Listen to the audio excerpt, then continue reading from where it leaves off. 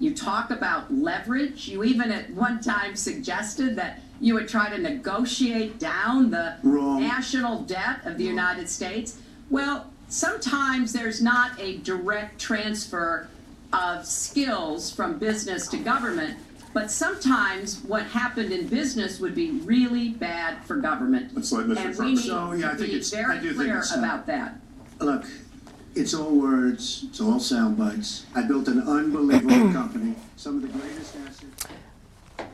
I appreciate Hillary Clinton's truth-telling about Donald Trump, and I would add to that, aside from screwing his workers and sending his jobs overseas, he also, is taken into court for having cheated on the students who were at Trump University, taking large sums of tuition that these poor and working class students did not have readily, and essentially not delivering. So he's currently in court. I believe there are hundreds, maybe more than 1,000 court cases that Donald Trump has been involved in, which speaks to the kind of integrity that he brings to politics. Hillary Clinton has a track record as well that's important to be mindful of. Hillary Clinton helped lead the way to dismantling aid to families with dependent children. That also had hurtful consequences. That put over 1 million children into poverty, children in needy families, by destroying that social safety net. Hillary Clinton led the charge to push down the abysmal poverty wages in Haiti in order that American corporations could be making bigger profits. Hillary Clinton supported her husband's bill to establish a whole new approach to crime, the so-called Omnibus Crime Bill of the 1990s, which opened the floodgates to mass incarceration and the unconscionable disproportionate incarceration of people of color. So there's a track record here on both parts because both of these candidates are part of the culture of the economic elite. The American people deserve policies and I think representatives who are not taking the money from corporate America. Thank you. African Americans by police, as we've seen recently in Charlotte and Tulsa. Race has been a big issue in this campaign, and one of you is going to have to bridge a very wide and bitter gap. So how do you heal the divide? Secretary Clinton, you get 2 minutes on this. Well, you're right. Race remains a significant challenge in our country. Unfortunately, race still determines too much. Often determines where people live, determines what kind of education in their public schools they can get, and yes, it determines how they're treated in the criminal justice system. We've just seen those two tragic examples in both Tulsa and Charlotte. And we've got to do several things at the same time. We have to restore trust between communities and the police.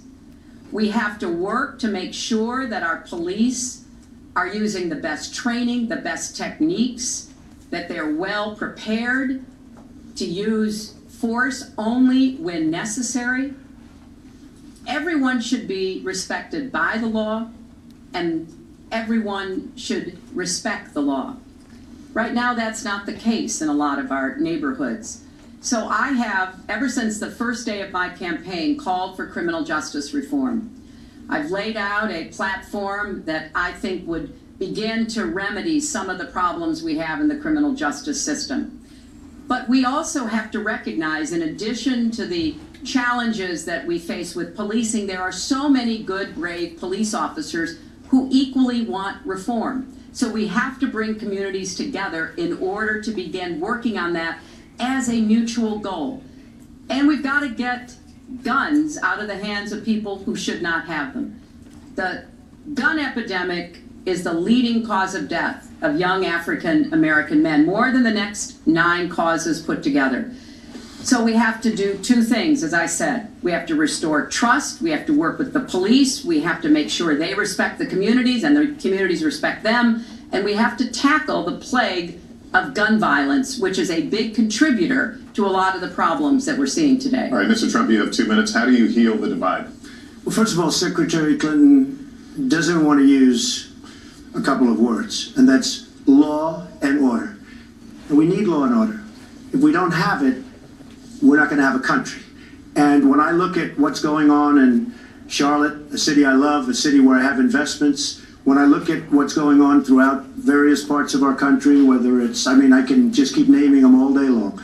We need law and order in our country.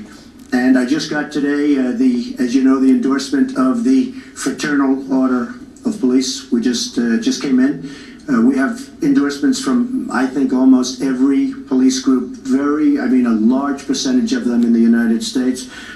We have a situation where we have our inner cities, African Americans, Hispanics, are living in hell because it's so dangerous. You walk down the street, you get shot. In Chicago, they've had thousands of shootings, thousands, since January 1st. Thousands of shootings. And I'm saying, where is this? Is this a war-torn country? What are we doing? And we have to stop the violence. We have to bring back law and order in a place like Chicago where thousands of people have been killed, thousands over the last number of years. In fact, almost 4,000 have been killed since Barack Obama became president. Almost 4,000 people in Chicago have been killed. We have to bring back law and order. Now, whether or not in a place like Chicago you do stop and frisk, which worked very well, Mayor Giuliani is here, it worked very well in New York, it brought the crime rate way down. But you take the gun away from criminals that shouldn't be having it. We have gangs roaming the street, and in many cases, they're illegally here, illegal immigrants, and they have guns, and they shoot people. And we have to be very strong, and we have to be very vigilant. We have to know what we're doing. Right now, our police, in many cases, are afraid to do anything. We have to protect our inner cities because African American communities are being decimated by crime. Your 2 minutes expired, but I do want to follow up. Stop and frisk was ruled unconstitutional in New York because it largely... So, yeah, I was about to say something about stop and frisk as well. It was a disaster for human rights. Actually, crime rates were falling in many cities at the same time, so it would be a mistake to attribute decreasing crime rates to stop and frisk, which was a horrific assault on communities of color. Let's also be clear about law and order. The place where we need law and order more than anywhere else is on Wall Street because all the cops have basically been laid off on Wall Street. Wall Street used to have thousands of agents that would enforce law and order on Wall Street. They were basically sent home, and it was under those circumstances that Wall Street crashed. But the agents, the FBI agents, the SEC, Securities and Exchange Commission agents, the Department of Justice attorneys are still missing in action. They need to be brought back, and we need law and order on Wall Street. Let's also set the record straight. Immigrants are among the most nonviolent, law-abiding groups out there. So it is absolutely false for Donald Trump to be fear-mongering against immigrants as a community of violence. In terms of the racial divides, yes, we have a terrible racial divide, and let's be clear, this didn't just happen. Slavery didn't, disappear from the face of the earth. When the Emancipation Proclamation was issued, slavery gave way to lynchings, which gave way to Jim Crow, redlining, segregation, mass incarceration, the war on drugs, and police violence. So we have a significant problem here. People are afraid, are mired in fear, and we need to establish a Truth and Reconciliation Commission, much like was done in Ferguson there, where they brought art and music and poetry and personal narratives to the table to help us move to a different place, a place of understanding and common ground. And we can do away with the epidemic of police violence by establishing civilian review boards and independent investigators so that we bring accountability to bear here, because there has been none. Communities need to be in charge of their police, not have police in charge of their communities. There's a lot that we should be proud of and we should be supporting and lifting up.